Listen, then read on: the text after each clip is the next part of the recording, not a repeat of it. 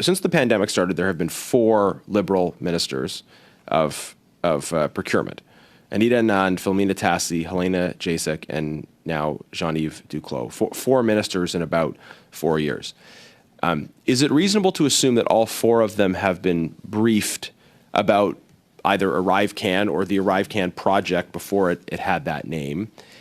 And then is the process of engaging ministers, are they actually providing policy direction? Are they raising concerns about aspects of the process? Because you've talked a lot about ministers being briefed about things, but I would expect it's not just a one-way dialogue where you're sort of telling the spokesman for the department what to say if it comes up in the House of Commons, but they're actually providing some kind of direction or raising concern about things that they're hearing.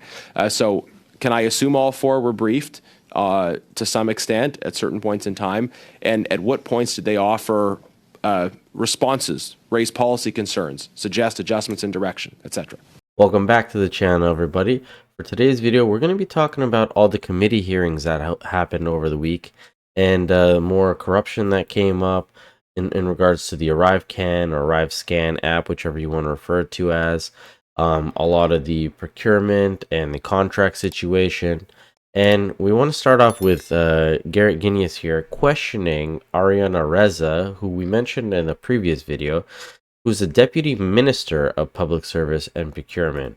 Now, as you could hear from his question, what exactly is it that these ministers of procurement are doing in regards to when these contracts are coming up, and are they noticing any red flags? Are they involved in it, etc., etc.? Now, she starts off honestly saying she doesn't know about the first 2 ministers because she wasn't in this position at the time. But going forward, she kind of gives a vague word salad about how these guys were briefed, they were engaged, they kind of knew about what was happening, yet nothing too concrete. And then Garrett comes back with this.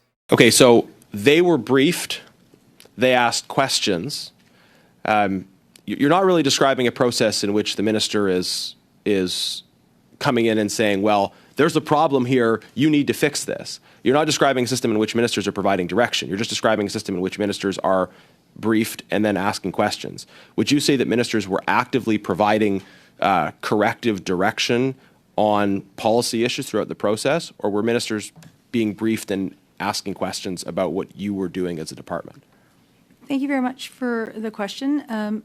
It's an interesting question that you asked, because the financial delegations and the accountabilities rest with the CBSA. So when we're briefing the Minister of PSPC, we're providing some procurement observations, but on the spend, on the record keeping, on the controls, on whether ma'am, you understand my point, though. You're providing information to a person whose title is the Minister of Procurement, and we have a system in which Canadians expect that minister to take responsibility for what happens in their department. But the way this is being framed, including by Liberal members, is that the minister is just sort of a passive passenger receiving briefings like students at a seminar, listening to what they're being told by the experts and asking interesting questions along the way. Thank you. Isn't that a problem? Mr. James, thank you. A brief response, please. I would say Minister Duclos has taken an active role. Minister Duclos has been briefed by the Auditor General. We're looking at the whole issue and making sure that we have the direction set to move forward. Now, if anybody got anything of substance from what she just said, please let me know in the comment section below, because I got nothing from what she just said. There are a whole bunch of word salad, absolutely garbage. But Mr. Guinness was on a bit of a hot streak this week, as in the day before's committee hearing, he actually triggered quite a lot of the Liberals, in particular Miss Khalid, our favorite, and she point of ordered him quite a few times, as well as another Liberal member, Mrs. Shanahan. And here's a bit of that. Thank you, Chair. I am very struck by the comments of my Liberal colleague regarding lack of trust in public institutions, as if public institutions trust in public institutions can be disconnected from an evaluation of their conduct. I think public institutions have to earn trust. Now, the ArriveCan scandal is an earth-shattering scandal. Massive. Just 1 second, Mr. Chair. Yes, Ms. Khalid, your point of order is? when conservative colleagues call it an Arrive scam instead of an ArriveCan app, Miss then Khalid, that is impacting the public trust. That is the crux of what I was trying to get Miss at. Khalid, that is not a point of order. That is a term we're hearing both in this committee room, but also throughout Parliament Hill. Mr. Jennings, you have the floor. 4 minutes and 40 seconds, please. Thank you, Mr. Speaker. So, trigger warning, my comments will use the word Arrive scam.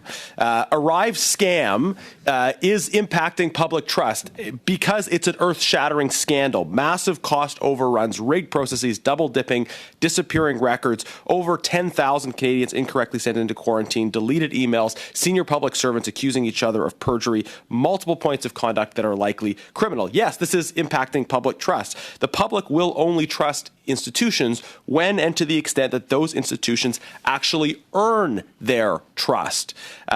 So it's pretty rich for Liberals like Ms. Khalid to talk about the need for public trust in institutions when they have presided over a massive decline in the effectiveness and the trustworthiness of public institutions and done nothing about it. Mr. Genuis, just now, Ms. Khalid, you are.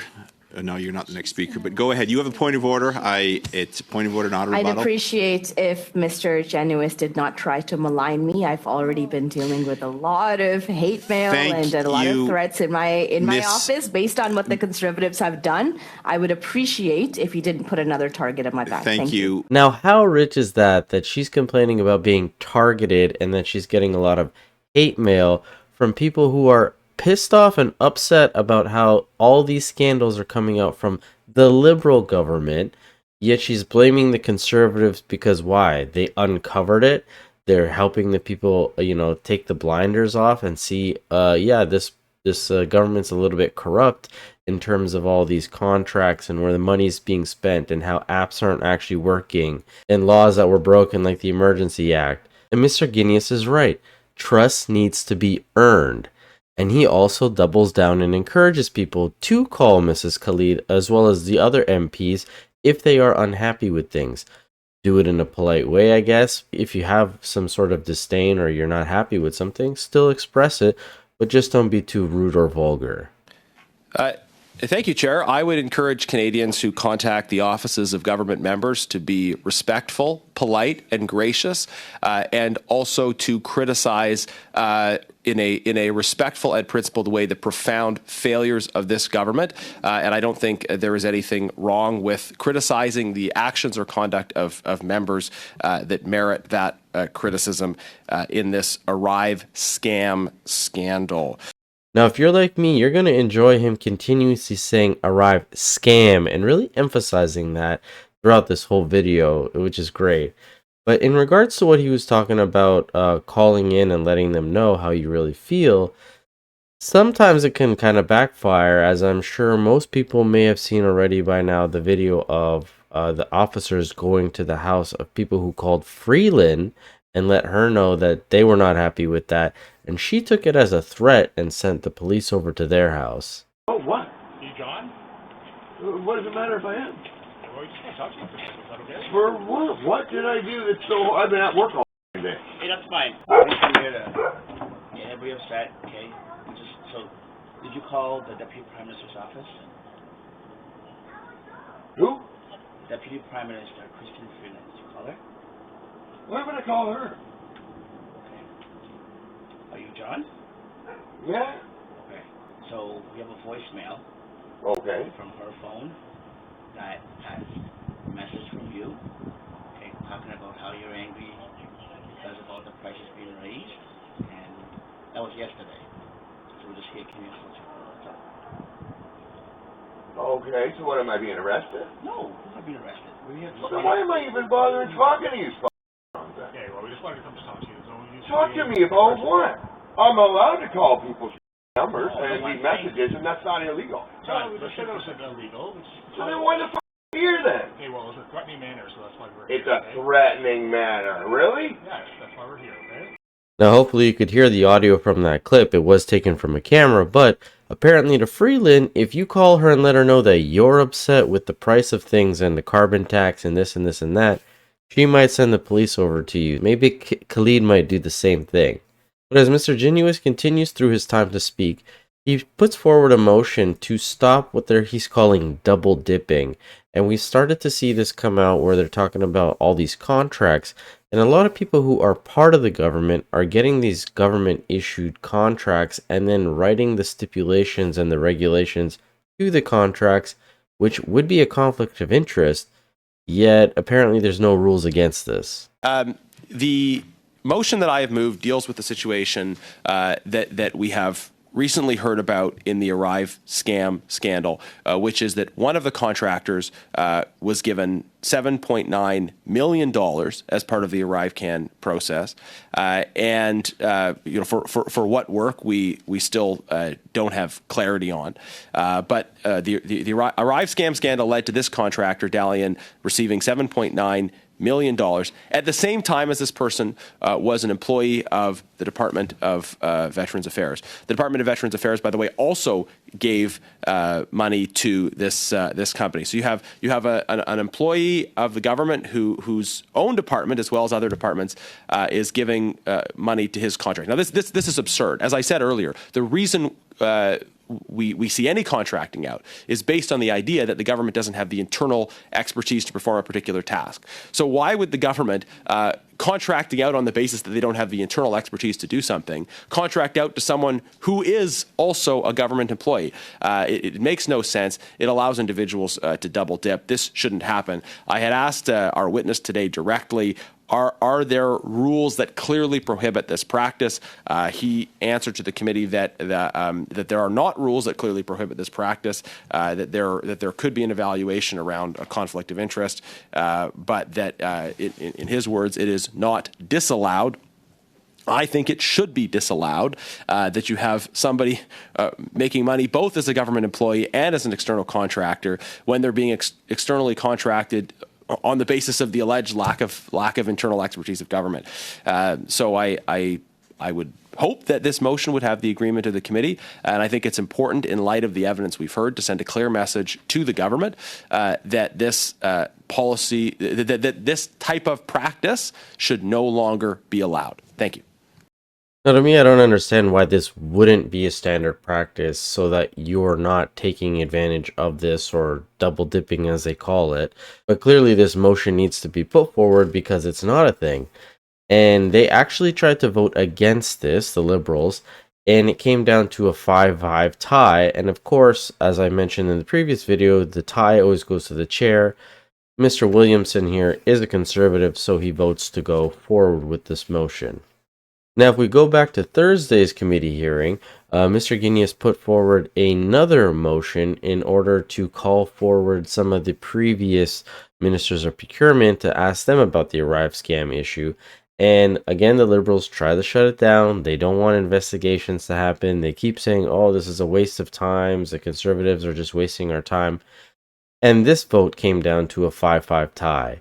Now, again, Williamson, he's the chair, he's a conservative, so he votes to go forward with the motion.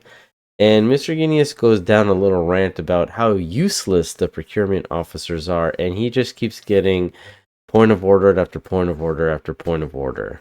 First, I would like to have UC to change the name of the program in the motion so it is ArriveCan. I'm not looking for discussion on this. I would just like your consent to do that.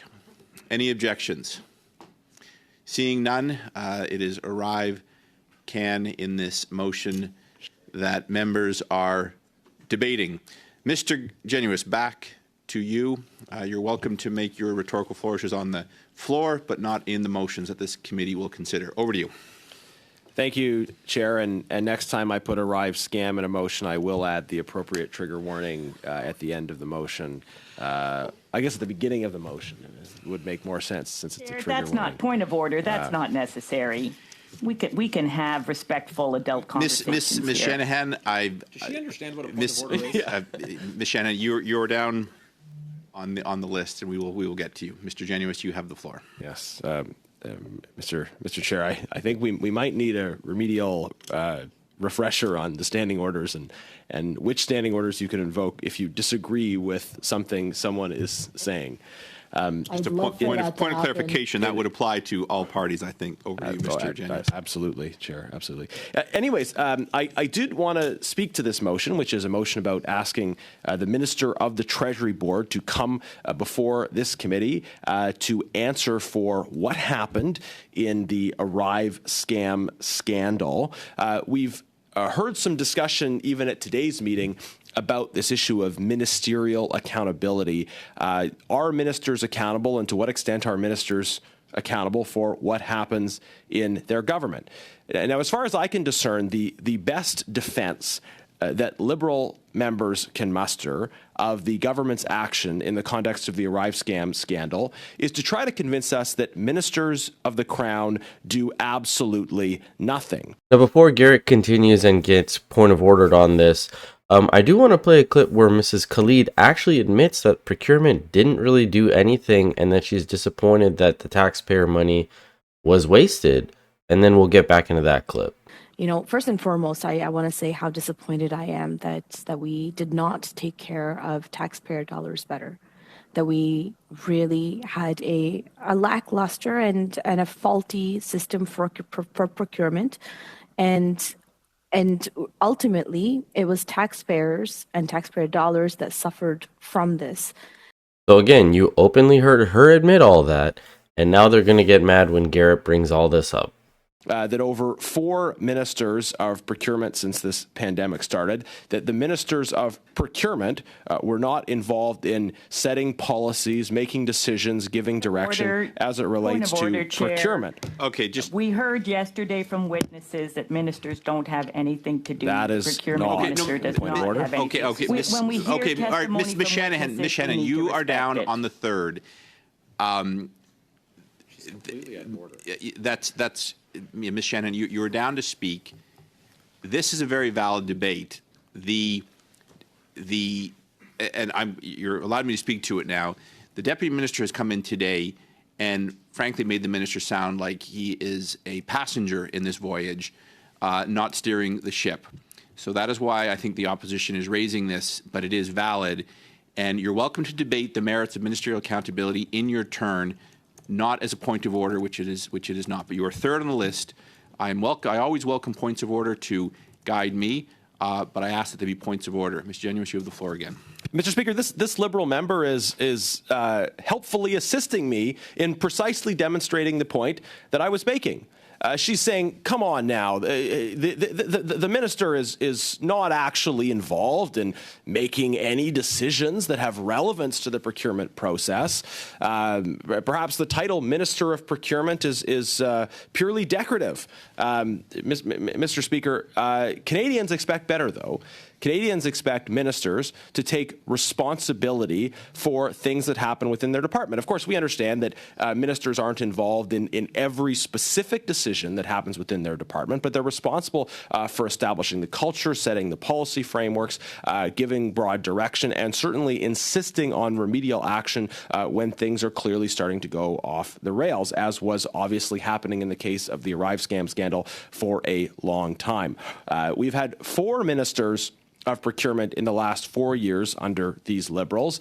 I wonder if they should just formalize the process by designating a potted plant to be the 5th minister. A potted plant could receive briefings still, could be present in the department still, but would ostensibly have as much to do with actual procurement as the last 4 ministers have had. Again, I think it's... I would go to language. I would go to language in describing other members of Parliament. Miss Shanahan. And it's called delegated authority. Miss Shanahan, you'll be welcome to set the record. On that point of order, Chair.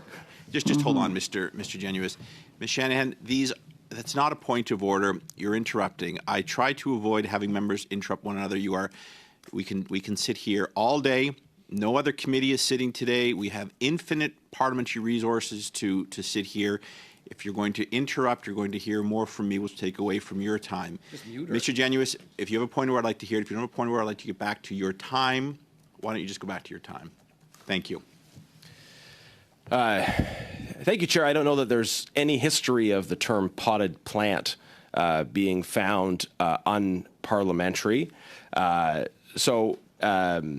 I will underline the point that in our system of government, the public expects ministers to take responsibility, not to be specifically involved in the minutia of every small decision, but to be responsible for the policy, direction, the culture, the frameworks, the rules, and the adherence to the norms that the public expects.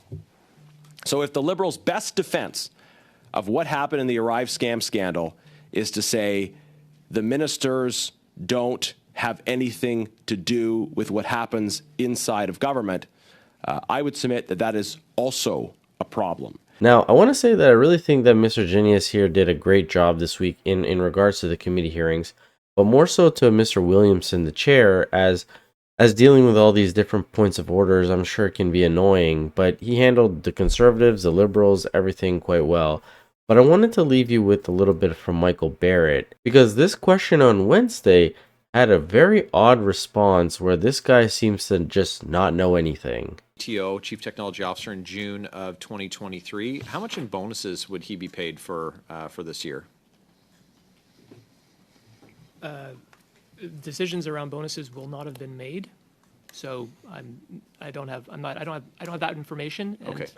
So Mr. Doan perjured himself in front of a parliamentary committee. That's lying for the uninitiated. Is that the type of thing that disqualifies a CTO from a bonus? I'm not sure how to answer that question in the sense that, I mean, there's a lot of hypotheticals in the way that you posed it. If someone lies to a standing committee of the Parliament of Canada? Yes, putting it that way, absolutely. They cannot be bonused. If it's a hypothetical, I would say yes. Okay.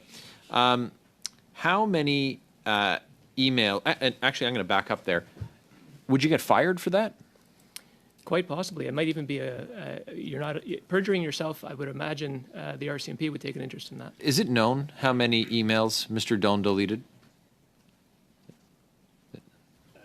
I'm sorry. I'm not familiar with emails deleted. You're not familiar with the tens of thousands of documents that it's been alleged that Mr. Doan deleted?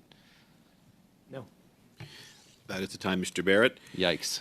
Turning to Ms. Shanahan, you have the floor for 5 minutes, please. Thank you, Chair. And in the time that I have allotted, I do want to It's an excellent question. Read a address newspaper. the And hopefully you could hear at the end there how flabbergasted Michael Barrett was by this guy's response, that Michael just said out loud, why don't you read a newspaper or something? Because there's been multiple articles written about this now, about the alleged chief of technology, Min Don, deleting a bunch of emails. Even the CBC has actually reported on this, where they quoted the guy saying, I think it's pretty clear that tens of thousands of emails have been deleted by Min Don. So for this guy to be on this committee and just say, oh, I haven't heard anything about these emails, kind of suspect. But as always, if you guys made it to the end of this video, thank you so much. I know it was a little bit longer, but these committee hearings, there's a lot to cover. As always, let me know what you guys think about this in the comment section below. Don't forget to hit the subscribe button. I'll catch you guys on the next one. Thanks so much.